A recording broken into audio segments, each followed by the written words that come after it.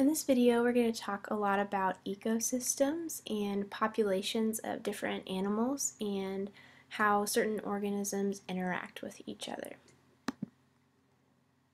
So there's a few things that you need to know as we go along and talk about ecosystems, and one of those words is biosphere. This is the part of the earth that supports life, and as you can tell from the word, bio means life, and sphere kind of refers to the atmosphere. So this includes the top of the Earth's crust, all the waters that cover the Earth's surface, and the atmosphere that surrounds the Earth. So all of the ecosystems are throughout this biosphere.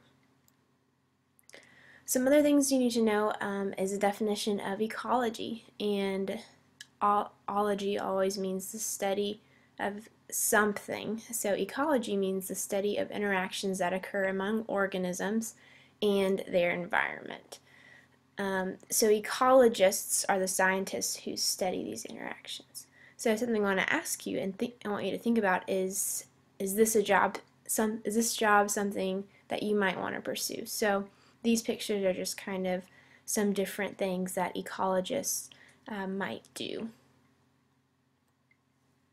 Another word that you need to know is ecosystem, and this consists of all the organisms living in an area as well as the non-living parts of that environment.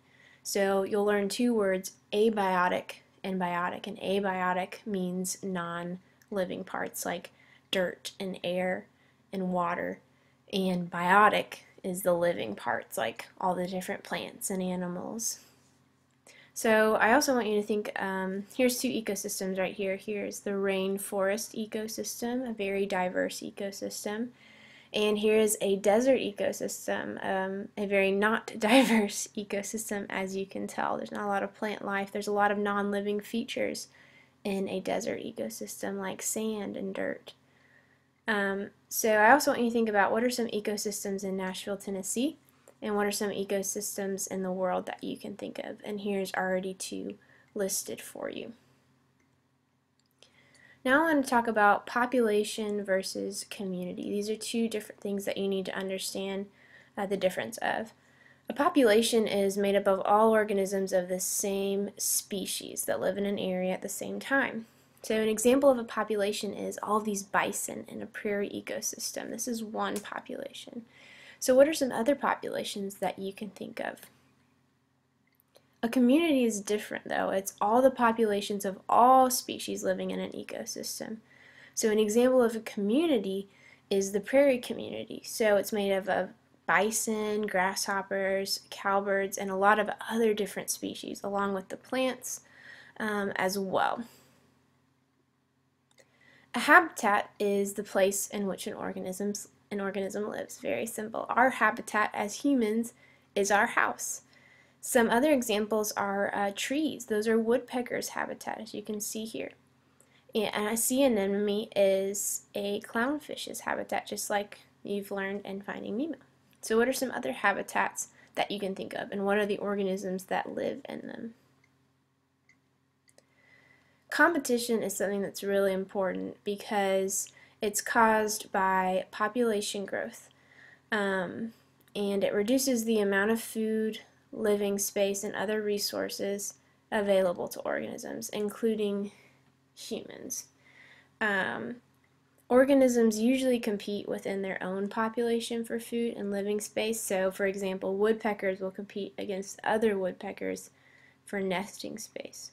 Another example is this lion here. Sometimes the male lions will compete with each other and fight for a mate, or they might fight for food to feed their cubs. So something to think about, going back to the woodpeckers, is what would happen if one woodpecker doesn't have a place to live? What would happen to it? So as for population size, ecologists, one of their jobs is to make population counts, and that helps them figure out which populations could be in danger of extinction. So they're very careful of counting different populations, and they do that in a variety of ways.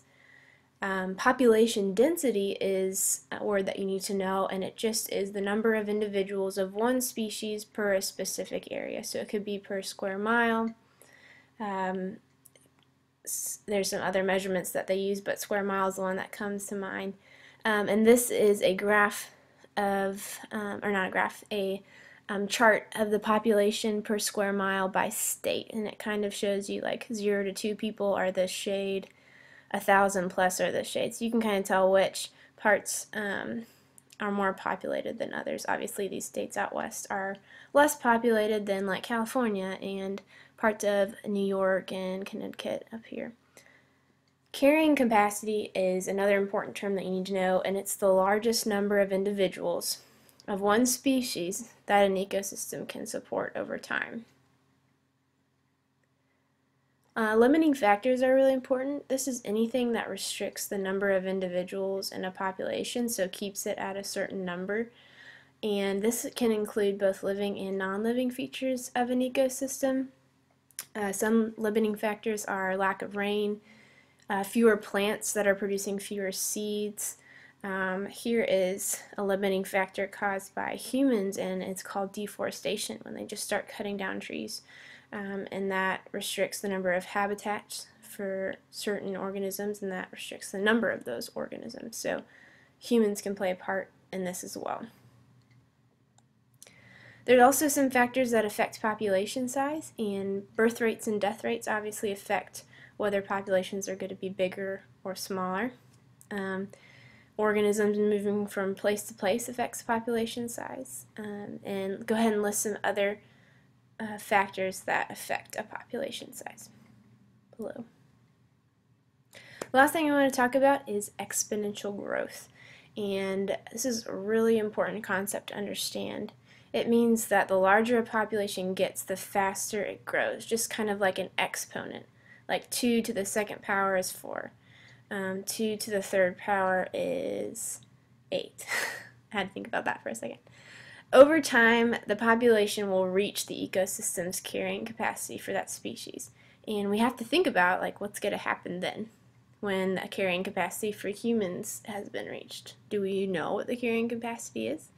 So just some things that you need to think about, and we will talk more about all of this tomorrow.